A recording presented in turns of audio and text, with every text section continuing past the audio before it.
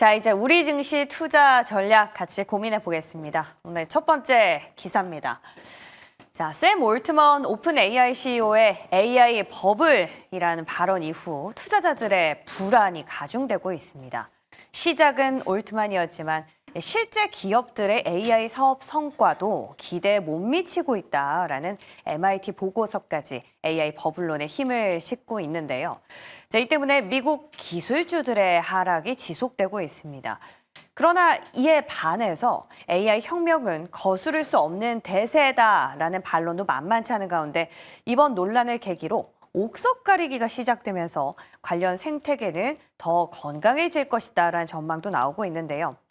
아직까지 다행히도 국내 증시에선 AI 버블론이 지배적인 영향을 발휘하고 있진 않지만 이러한 우려가 또 장기화될 경우 피해가기는 쉽지 않을 걸로 보입니다. 자, 한 주를 마무리하는 금요일장 우리 증시 영향도 확인해 보겠습니다. 자, 이어서는요, 한미 정상회담과 관련한 소식인데요. 이재명 대통령과 트럼프 대통령의 첫 한미 정상회담에 국내 4대 기업 총수를 포함해 최소 16명 이상의 경제사절단이 꾸려지는 걸로 알려졌습니다. 이번에 동행하는 기업들은 막대한 대미 투자 보따리를 내놓을 걸로 관측되는데요. 재계에 따르면 이번 경제사절단에 최태원 회장과 이재용 회장, 구강모 회장을 포함해서 현대차그룹과 한진그룹, 또 한화그룹, 두산에너빌리티, 세이트리온그룹 회장 등도 함께하는 걸로 전해졌습니다. 특히 업계에서는 삼성전자가 텍사스주 테일러 팹의 증설 계획을 밝힐 가능성이 큰 걸로 점쳐지는데요.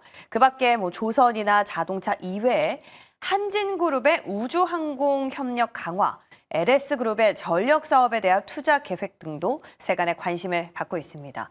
자, 관련 산업들 그리고 주시해야 하는 포인트들 같이 확인해 보겠습니다.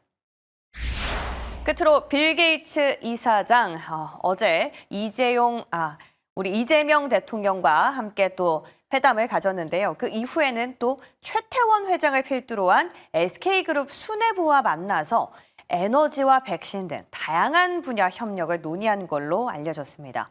구체적으로 보면 SK이노베이션의 경우에는 게이츠 이사장이 설립한 SMR 기업이죠. 테라파워에 또 투자한 이력이 있는 만큼 SMR 건설에 대한 논의가 나왔을 걸로 관측되고 있고요. 그리고 SK 바이오사이언스의 경우에는 보건 증진 미팅을 가진 바가 있어서 백신을 함께 개발해온 이력을 바탕으로 앞으로 백신 협력도 논의의 한 축으로 올랐을 것이다라는 관측입니다. 여러모로 논란이 되고 있는 원전 그리고 백신과 관련한 협업 가능성 같이 체크해 보겠습니다.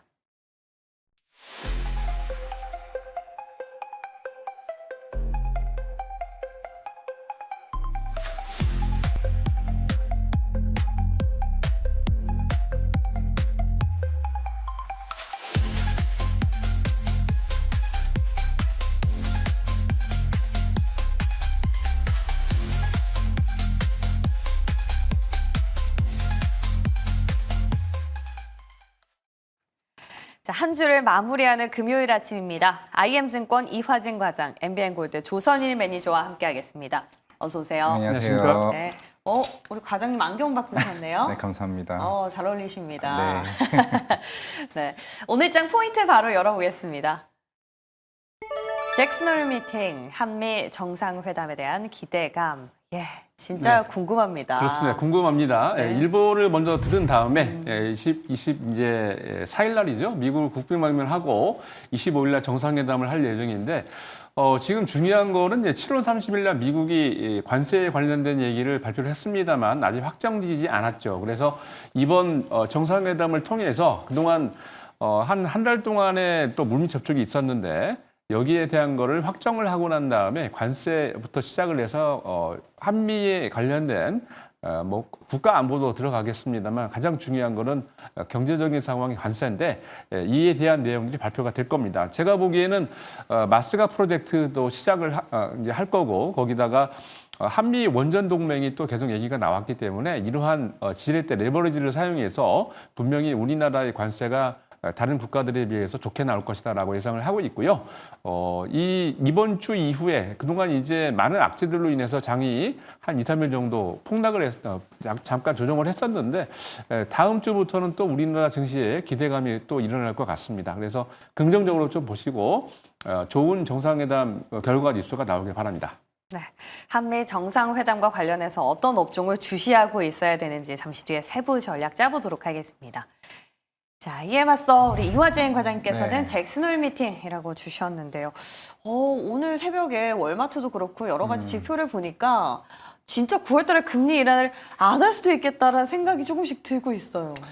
일단은 70%까지 내려온 것 같습니다. 이게 비농업 고용자 쇼크 한번 나왔을 때 90% 가까이 이제 올라갔던 부분이 내려지고 있는데 오늘 뭐 클리블랜드 그 연방준비은행 이사인 이제 해맥 이사도 아직까지는 9월달 금리 인하 관련한 기준 근거가 없다고 얘기를 하고 있죠. 그 이유가 뭐냐면은 일단은 고용자 수가 보통 이제 신규 고용자 수가 한 6만 명, 8만 명 정도만 나와도 실업률이 사실 그렇게 이제 변할 모습을 안 주는데 이번에 16,000명이 나왔죠. 그러면서 고용자 관련 둔화한 모습이 나왔는데 이번에 물론 이제 생산자 물가 지수가 나오면서 시장에 굉장히 큰 이제 변화를 주기 시작을 했습니다. 소비자 물가 지수는 생각보다 잘 잡았는데 왜 갑자기 생산자 물가 지수가 못 나왔냐? 그건 나왔냐? 결국에는 지금 기업자들이 이제 관세 영향을 미치게 되면 관세에 대한 부담을 아직까지는 소비자한테 전가를 못 해주고 있죠. 그러면서 일단은 신규 고용자 수가 줄었다는 거는 일단은 소비자들이 돈을 쓸 수가 없다는 겁니다. 왜냐하면 급여가 안 들어오죠. 급여가 안 들어온다는 거는 그럼 만약에 그 기업들이 소비자에게 물가를 전가를 하게 되면은 그만큼 물가에 대한 영향이 더 많이 미칠 수밖에 없는 상황입니다. 그래서 지금 시장에서 보는 게 9월 금리 인하를 지금 이제 고용자 쪽으로 보는 게 아니라 지금 이제 물가 쪽으로 잡고 있죠. 아마 오늘 11시쯤에 잭슨홀 미팅에서 이제 파월 연설이 이제 부분이 있는 상황인데 만약에 소비자한테 이런 물가를 관세에 대한 영향을 전가를 안 하게 되면은 그러면 하반기 같은 경우는 미국 기업들의 실적에 대한 부진이 엄청나게 클 수는 있는 상황이기 때문에 아마 이런 얘기들을 오늘 파월 의장이 할 가능성이 좀 있다라고 보고 있기 때문에 과연 뭐 9월 달은 금리 인하를 하겠죠. 대신에 올해 금리 인하를 3번 얘기를 할 수 있다는 게 골드만삭스의 의견이었는데 어떻게 보면 한 번으로 끝날 가능성도 있다는 점이 오늘 아마 파월 의장의 발언이 전반적인 미국의 통화 정책에 큰 변화를 좀 보여주지 않을까 생각을 하고 있습니다.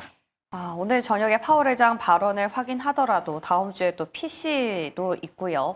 또 우리가 FOMC 이전에는 물가를 확인할 수 있는 CPI가 또 한 번 나오기 때문에 주시를 해봐야겠지만 어쨌든 분위기 심상치 않습니다. 자, 이런 매크로 방향성이 애매한 상황에서 뉴욕 증시에선 때 아닌 AI 논란이 지금 불거졌습니다. 근데 이게 쉽사리 가라앉지가 않고 있어요. 그러면서 기술주들의 하락세가 지금 심상치 않은 상황입니다. 연일 지속되고 있는데 네. 불행 중 다행인 건 우리나라에까지 아직 이 버블론이 확산되고 있지는 않은 것 같아요. 근데 이게 장기화된다면 우리도 피해갈 수는 없을 것 같은데 증시 영향 어떻게 보세요? 일단은 샘 알트만이 일단 먼저 이런 AI 버블 얘기를 꺼낸 이유가 최근에 여러 이제 그 인재들 영입들이 본격적으로 이루어지고 있죠. 애플의 인재들이 이제 어느 정도 나가기 시작을 했고 최근에 메타에서의 스케일 AI 쪽 흔히 말하는 알렉산더 왕 이게 97년생 나이가 굉장히 어립니다. 근데 이 회사 스타트업 회사를 20조에 인수를 했습니다. 메타에서.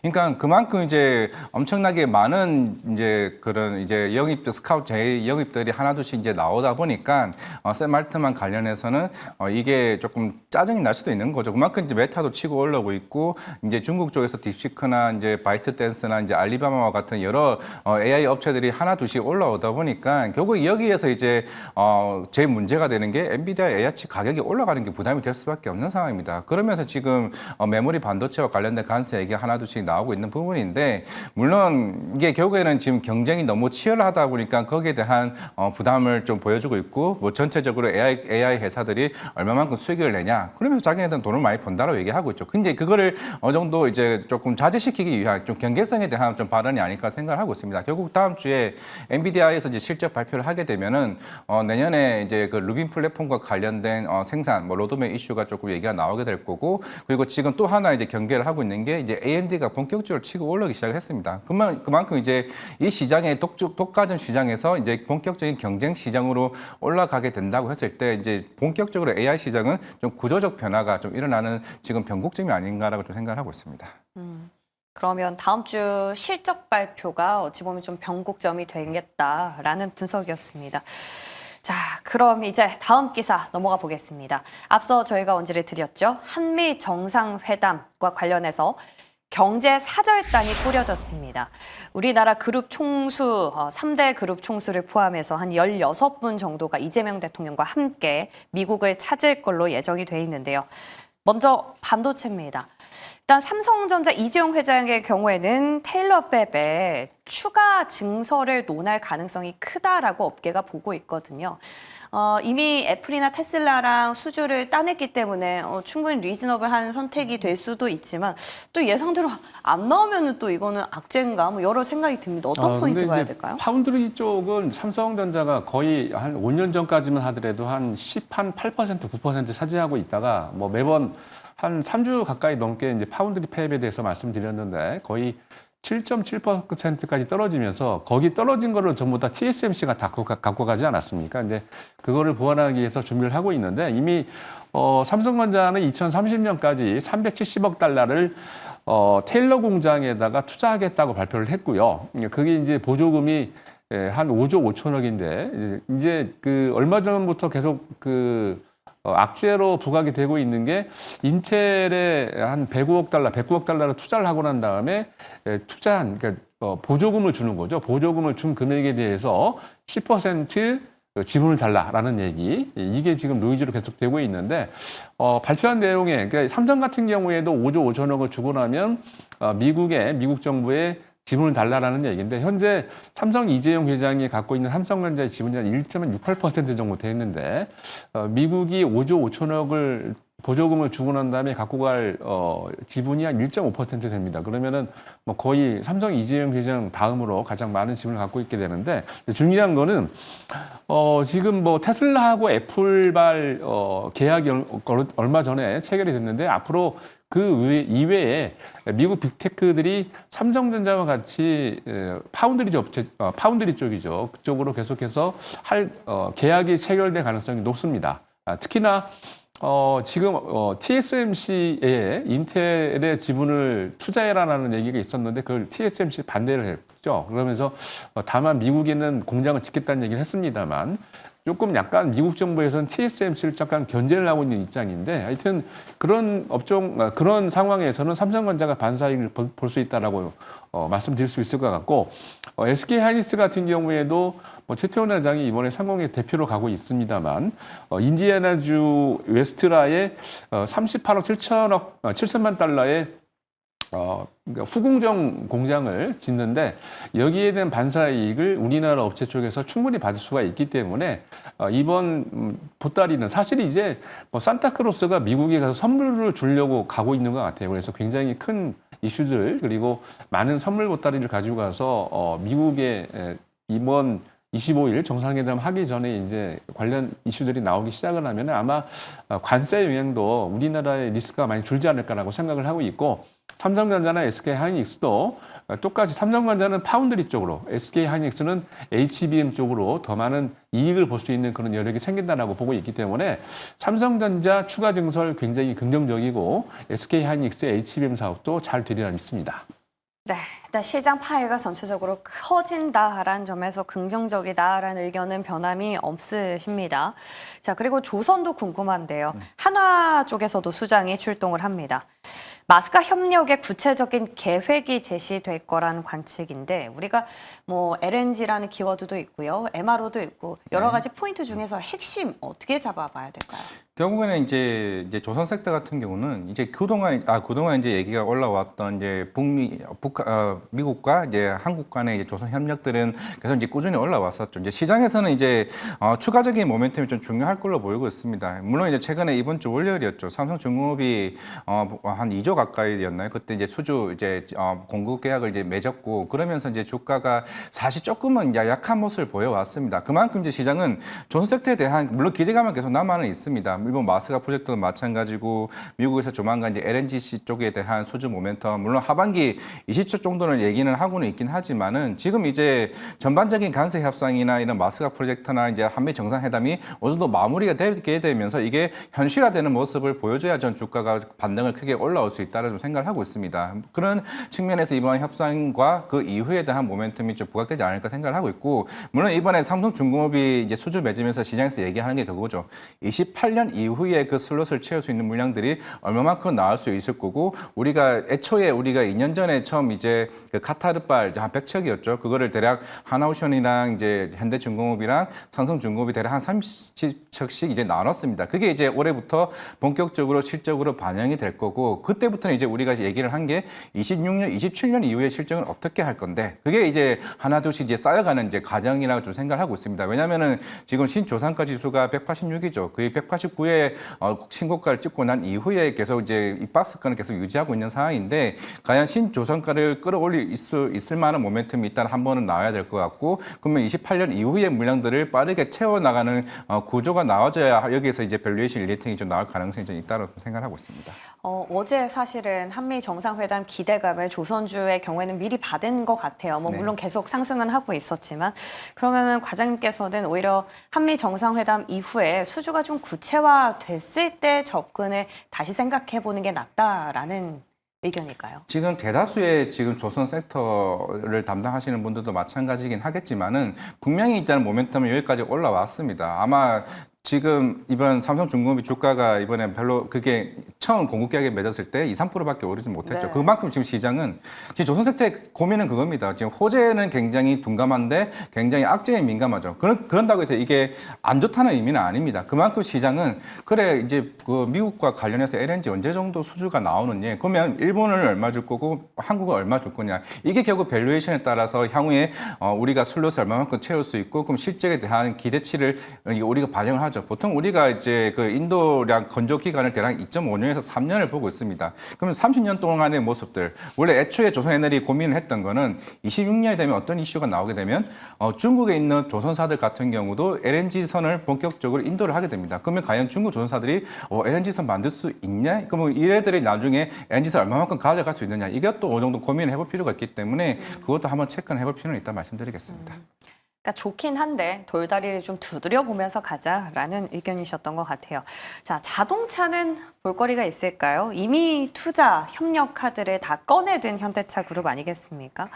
그리고 뭔가 미국에서 지금 전기차 수요는 줄어들고 있는 상황에서 투자를 막 기꺼이 하겠다라고 얘기를 하기에는 쉽지는 않을 것 같아요. 이미 이제 현대차 같은 경우는 벌써 발표를 발표를 했죠. 네. 그때 이제 트럼프 대통령이 관세 관련된 얘기를 할 때 옆에서 있었기 때문에 그때 아마 자세히 보셨을 겁니다. 총 규모가 2028년도까지 한 9조 원 정도 되는 규모의 투자를 하겠다라고 발표를 했는데 이미 다 구체적인 내용은 나왔기 때문에 걱정하실 일은 없을 것 같고 지난 얼마 전에 발표됐던 7월 달, 8월 달에 이제 수출 데이터도 보면 깜짝 놀랐죠. 이게 관세 영향 때문에 자동차 부분이 수출이 줄어들 것으로 예상을 하고 있는데 오히려 올랐어요. 지난주에도 분석을 했습니다만 아마도 지금 관세 영향 때문에 미리 선주문을 해서 그거를 쌓아놨기 때문에 그게 수출 데이터가 높게 나오지 않았나 싶게 얘기를 하고 있는데 뭐 지금 캐즘 상황으로 그러니까 전기차죠. 전기차가 캐즘으로 지금 돌아와서 많이 판매가 되고 있다가 약간 주춤하고 있는 상황이긴 합니다만 보통 이제 자동차 같은 경우는 선단 효과라고 그러죠. 그러니까 보통 개인 고객에게 판매가 되고 있는 수출이 줄어들면은 보통 이제 법인이나 또는 단체에 이게 리스를 하는 그런 쪽에 좀 그런 자동차 쪽을 판매를 많이 하기 시작을 하는데 아마도 이번에도 하반기 때 아마 그렇게 될 것 같습니다. 그래서 전기차가 판매가 주춤하고 있는 사이에 법인이라든지 단체에 리스에 관련된 차량들을 많이 판매를 하는 것들이 또 늘어서 그렇게 수출 쪽에서는 조금 리스크해서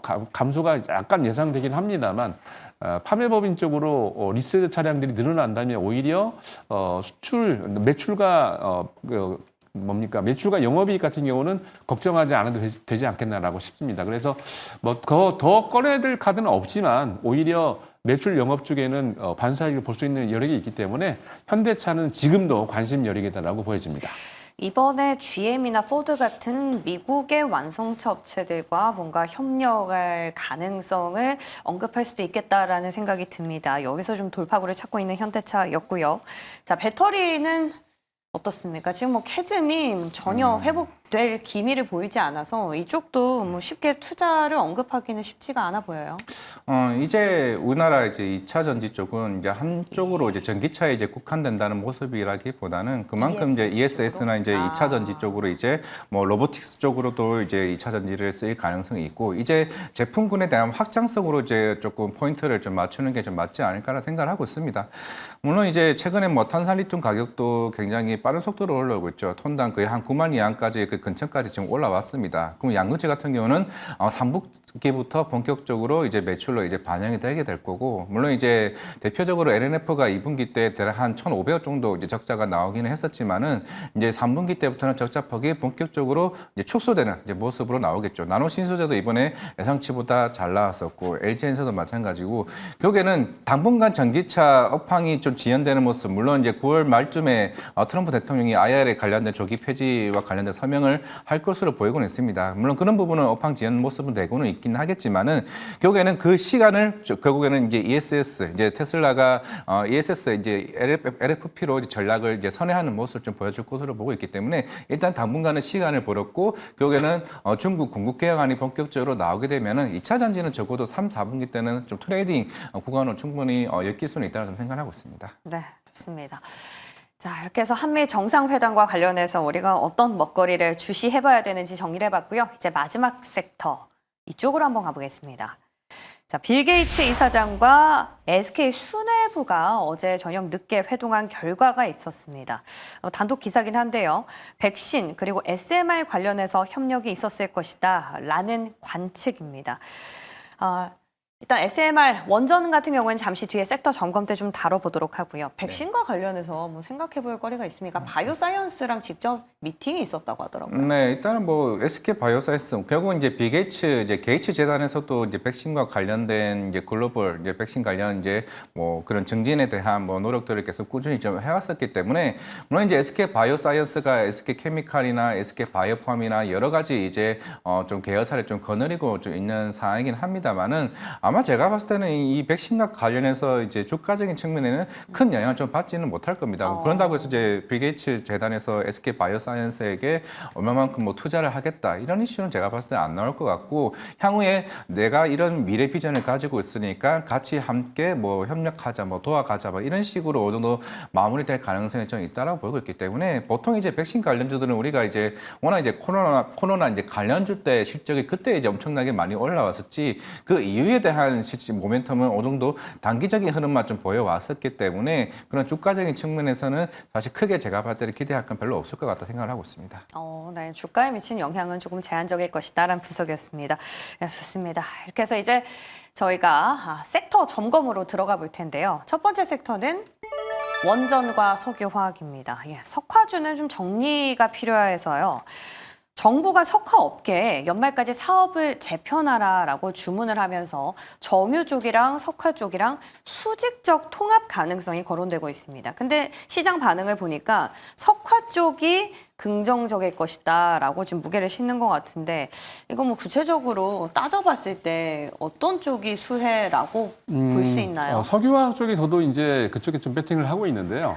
사실 이제 석유화학 쪽이 얼마 전에 리스크가 나왔죠. 이제 롯데케미칼의 여수 공장이 NCC에 대한 게 너무 적자가 나기 때문에 여기에 대한 이슈가 불거졌는데 7월 15일 날입니다. 이틀 동안에 걸쳐서 원래 이제 롯데 그 CEO 수당단이 모일 때는 서울에 있는 롯데 호텔에서 하루 동안 간단하게 그냥 이렇게 즐겁게 얘기를 하고 회의를 하고 마치는데 이번에는 롯데 호텔이 아니고 안산에 있는 연수원에서 이틀 동안 회의를 했습니다. 원래 이제 CEO들이 인재개발원 같은 곳에서 모였다는 얘기는 정신 차리라는 얘기죠. 왜 그러냐? 그동안 황금알로 여겨졌던 롯데케미칼이 2022년부터 그때 7,600억 적자에다가 작년 같은 경우는 8,700억 적자로 3년 동안 무려 2조 원 가까운 적자를 냈습니다. 황금알이 완전히 악재가 돼버린 거죠. 그래서 여기에 대한 이슈를 지금 다뤘다라고 볼 수 있는데 정부에서도 NCC 여수공단에 이게 이제 롯데케미칼이 가지고 있는 공장인데 여기에 어떻게 조치를 취할 것인가에 대해서 롯데 측에 했고 롯데가 이게 준비를 하고 있는 것 같습니다만 가만히 보면은 전체적인 적자를 내고 있는 이슈가 우크라이나 전쟁 이후에 지금 석유화학 쪽이 많이 지금 다운된 게 있습니다. 그래서 제가 봤을 때는 이게 문제가 되는 게 우크라이나 전쟁인데 우크라이나 전쟁이 빨리 이게 좀 있으면 종식이 되겠죠. 그렇게 된다면 우크라이나의 생산 기지도 또 그리고 기본적인 뭡니까 이 포맷을 SOC 관련해 가지고 준비를 해야 되는데 석유화학 같은 경우에도 굉장히 많이 필요하기 때문에 그렇게 된다면 그때부터 적자 탈출할 수 있는 기회가 있는데 우크라이나 전쟁이 언제 끝날지는 모르겠습니다만 그쪽에 포커스를 맞춰서 관심 있게 지켜보시고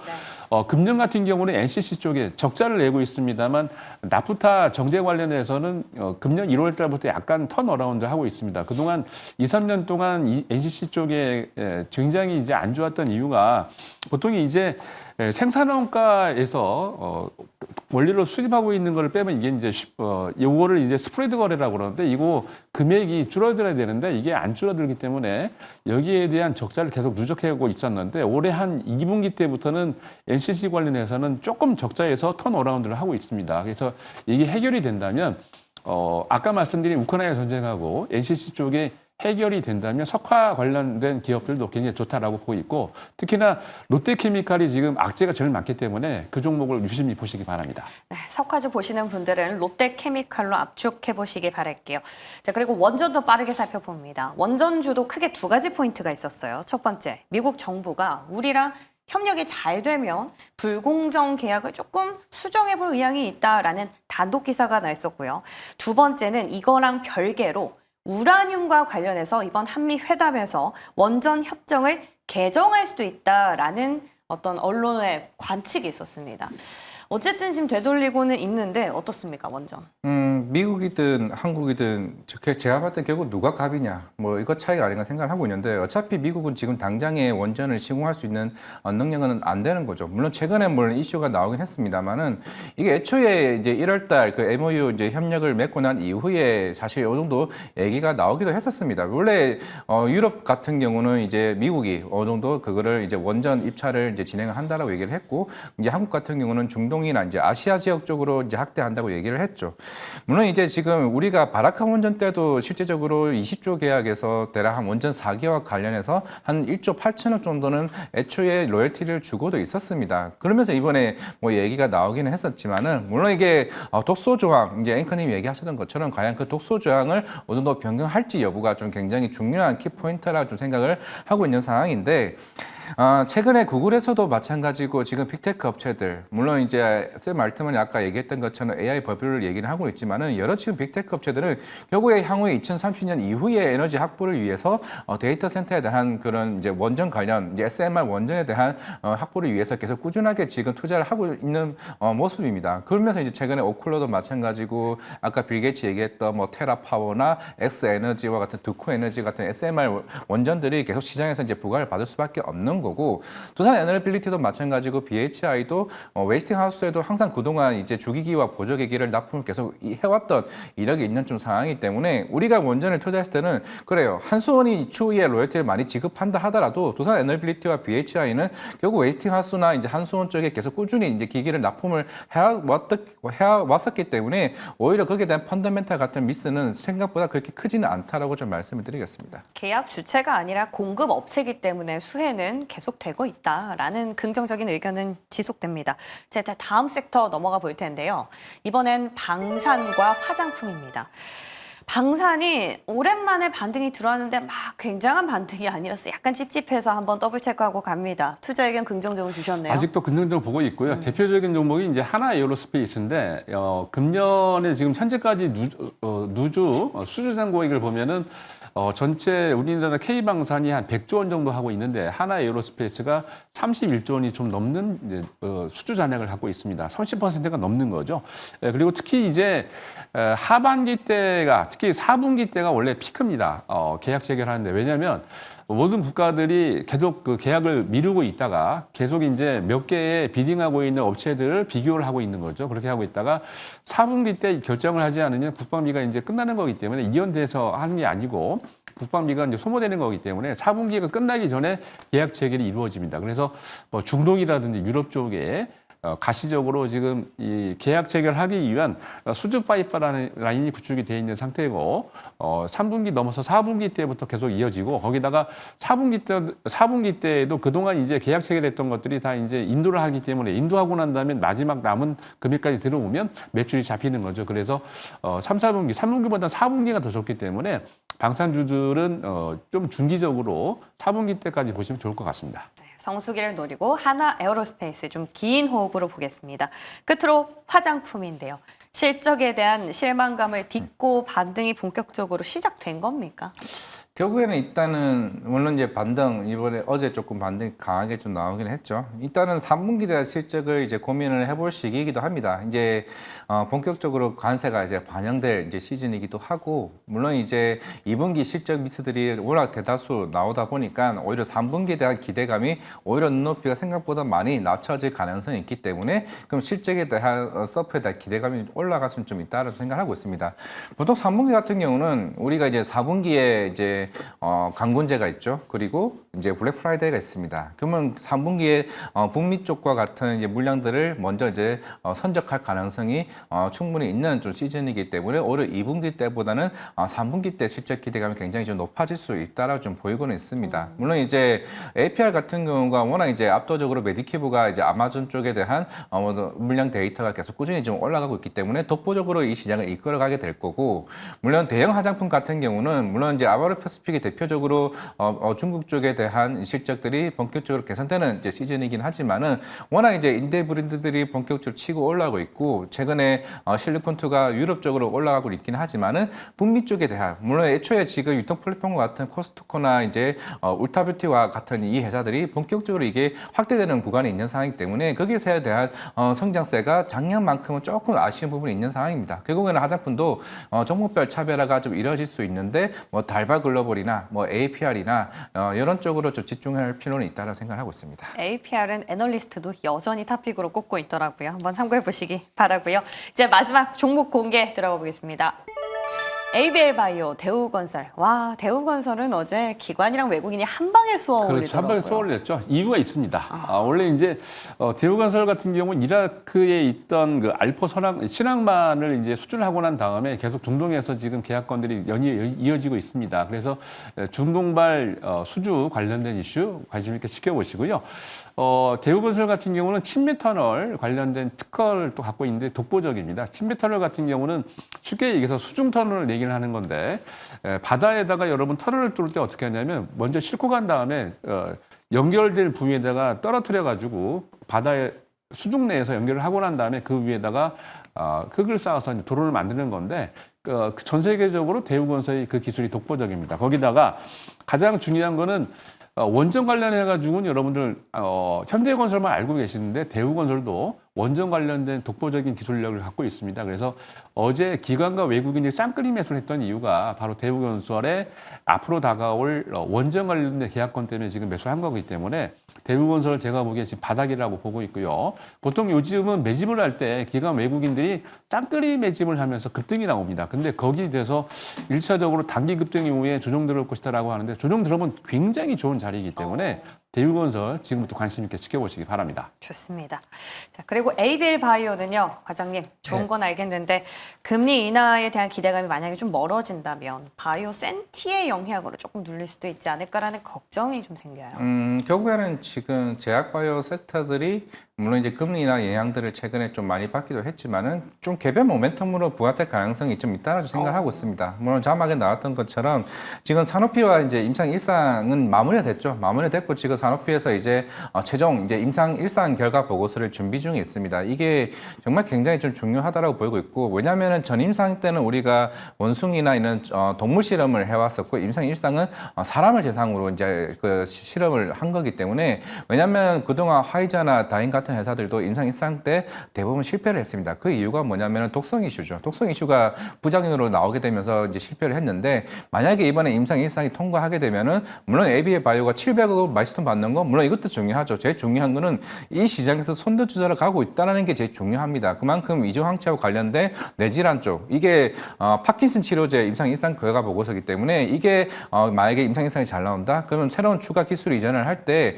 이 비비 플랫폼 관련된 적응증이죠. 결국에는 알츠하이머 쪽으로 확대될 가능성이 굉장히 크기 때문에 기술 이전에 관련된 계약금이 훨씬 더 커질 수 있다는 점에 아마 주가는 반등할 가능성이 굉장히 크다라고 말씀드리겠습니다. 네, 여기에 오버행 물량도 해소를 기다리고 있다라는 점도 참고해 보시면 좋겠습니다. 두 분 말씀 바탕으로 중심 잘 잡아볼게요. 고맙습니다. 네, 감사합니다.